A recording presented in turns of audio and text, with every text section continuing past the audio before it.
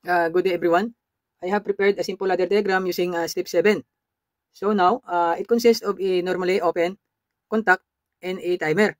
So once this normally open contact bits change its state to a close, this timer will start to count. No? So once the preset time of I set here 1 second. So once it is set, it will the auxiliary contact will change its state also to a close, then energize and send signal to energize this output. So Q 0.0.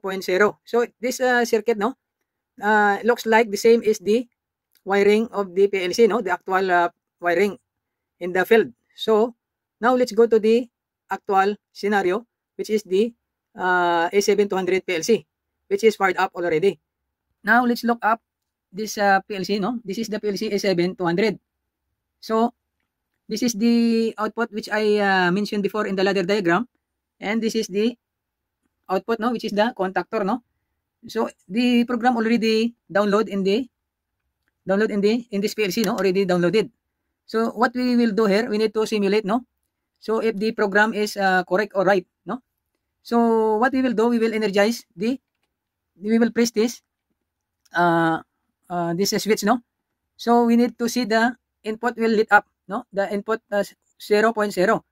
So you can see here, and once after 1 second, which is the preset time of the timer, it will close the output. So I will show you. I will press now. So okay, you see that after 1 second the contactor close. So I will release. So the contactor open. So once again, I will show you. I will press this contactor push button. Then the input will lit up. Okay, after 1 second, it close the magnetic contactor, which is the comparison with a motor. So meaning, once this contactor is closed, the motor will run. So this is the simple motor control. So thank you.